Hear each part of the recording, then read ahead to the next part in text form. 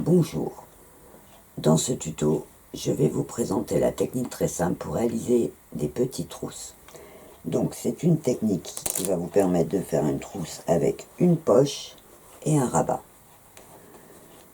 Alors vous reconnaîtrez pour celles qui ont vu le tuto du sac atelier de coloriage que j'ai fait la même décoration puisque j'avais prévu de faire un ensemble, mais le principe de ce tuto va être surtout de vous montrer la technique du découpage du patron et du montage de la trousse pour pouvoir en réaliser plein d'autres. Alors, pour commencer la trousse, je vais vous montrer le patron. Il n'y en aurait presque pas besoin tellement c'est simple. Donc en fait, on va couper une seule pièce de 45 cm pour que ma trousse fasse 15 cm de haut sur 22 de large. Donc j'ai déjà préparé mon tissu. J'ai fait donc mes trois parties de 15 cm, ce qui me fait 45. Sur les 22, j'ai évidemment laissé une marge tout autour.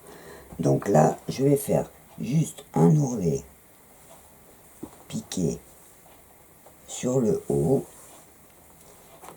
Et je ne le ferai pas ici, parce qu'ici, sur le rabat, j'aurai ma doublure à accrocher.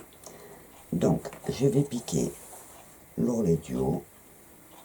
Alors, pour que ça soit plus facile, je le repasse.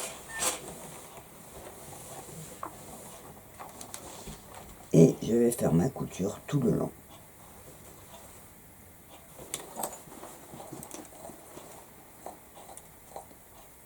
Je coupe mes fils.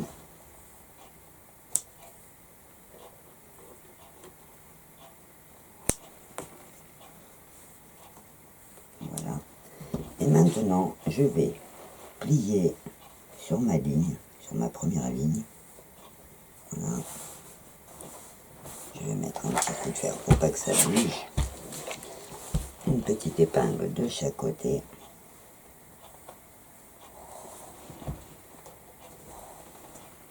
Voilà.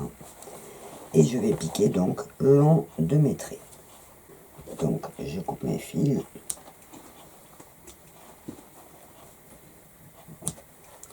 Pour éviter que ça gêne quand je vais la retourner, je coupe un petit peu les angles sans aller trop près de la couture pour pas abîmer. Voilà. Et je coupe mes fils partout. Hop. Et hop. Voilà. Donc la première partie est terminée. Vous voyez, c'est très très rapide, en 5 minutes. Donc je vais la retourner.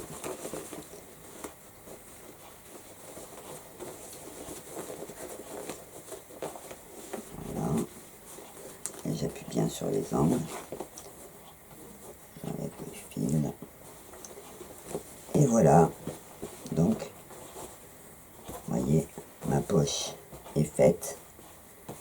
Maintenant, avec le pli de ma couture du bas, vous voyez mon rabat en haut a son pli qui se forme tout seul. En fait, c'est la prolongation de la couture qui se plie. Donc sur le côté, je vais mettre un petit coup de fer à repasser. Voilà. Donc quand vous ouvrez, vous voyez, vous êtes pile sur le trait en fait, puisque c'est la suite de la couture. Donc je vais faire ça des deux côtés.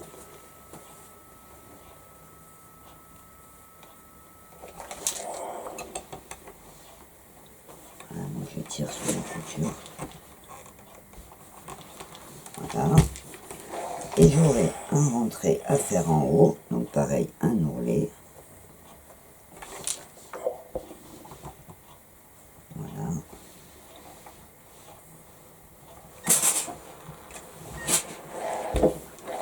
Et voilà donc ma pochette, ma petite trousse finie. Voilà, c'est vraiment le même modèle qu'on faisait avant pour les porte-serviettes. Donc ça s'ouvre et hop, j'ai ma pochette pour mettre mes feutres. Donc, je vais maintenant procéder à la décoration du devant avant de poser la doublure de ma trousse. Donc, pour la décoration de celle-ci, je vais faire le même système que j'ai fait sur le sac d'atelier de coloriage, puisque c'est un ensemble. Et voilà. Donc, vous voyez mon étiquette Mon étiquette est cousue, donc c'est bien écrit les feutres d'Émile. Donc avant de poser ma doublure, comme j'ai prévu de faire une fermeture par velcro, je vais poser la partie du velcro en bas. Donc je mets une épingle, faut pas qu'il bouge. Voilà. Et je vais piquer à la machine. Donc j'ai attaché mon velcro en bas. Je coupe les fils qui dépassent. Et maintenant, je vais poser la doublure et je poserai l'autre partie de mon velcro sur ma doublure. Donc pour poser la doublure, en fait, j'ai la doublure qui a exactement la même forme. Donc je vais mettre ma main dedans et je vais glisser à l'intérieur de ma trousse. Voilà. Et en fait, je vais faire correspondre les coutures de ma doublure aux coutures de ma pochette. Donc voilà. Je vais mettre une épingle. Et je fais pareil de l'autre côté. Donc je plie ma couture vers l'arrière. J'ouvre celle de la trousse. Je pose couture sur couture et hop, je mets une épingle. Donc là, j'ai qu'à tendre mon tissu pour pouvoir remettre une épingle.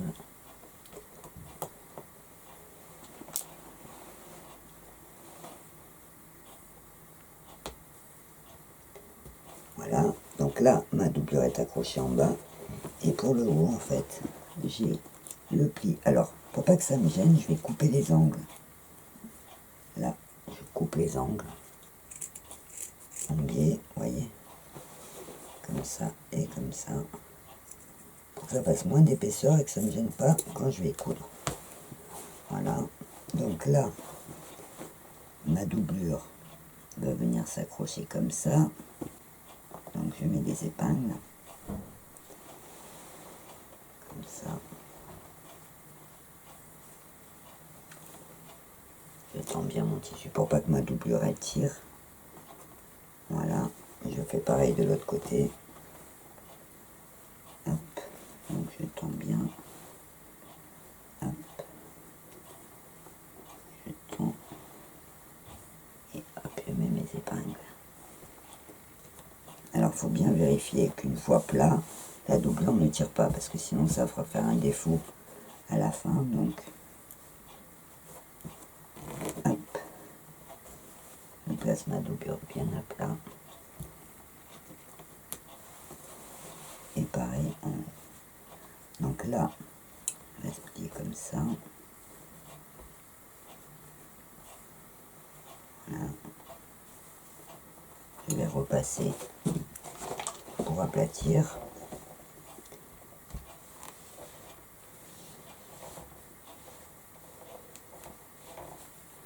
Voilà. Et alors là, par contre, avant de coudre ma doublure, je vais accrocher mon velcro que je dois rajouter sur la partie d'en bas. Je vais baisser mon rabat et je vais attraper donc la partie doublure avec mon velcro pour avoir la bonne mesure de le placer pour qu'il soit bien en face. Donc là, je mets une épingle. Et avant de coudre ma doublure sur mon rabat, je vais coudre mon velcro sur ma doublure. Donc je vais faire mon tour à la machine. Et donc là, je vais placer ma doublure et la coudre à petits points tout autour. Voilà. Alors c'est vrai qu'on pourrait faire une piqûre à la machine, mais une fois encore, je trouve beaucoup plus joli et mieux fini avec une couture main. Voilà, donc je vais coudre à petits points tout autour ma doublure. Je passe le derrière et je vais coudre donc mon tissu au bord intérieur de mon rabat. Je vais faire tout le tour comme ça pour le rabat.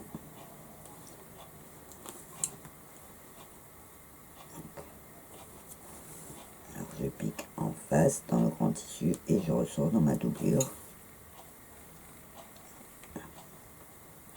J'enlève mon épingle.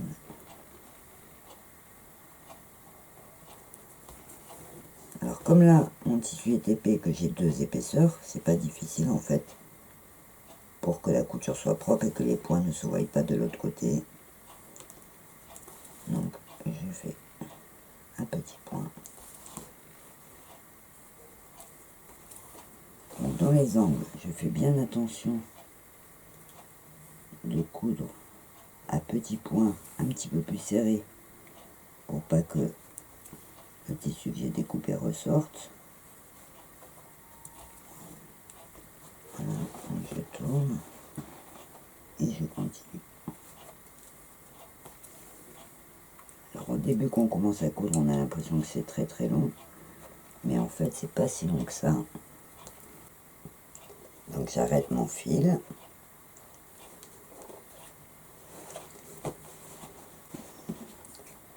Je coupe. Je mets bien ma doublure à l'intérieur. Voilà. Je mets un petit coup de repassage.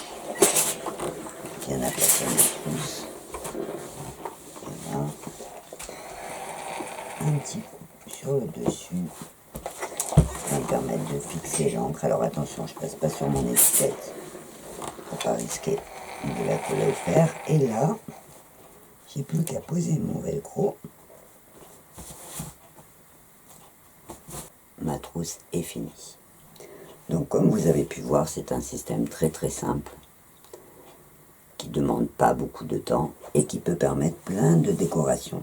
Alors pour vous montrer qu'à partir d'un modèle très très simple, donc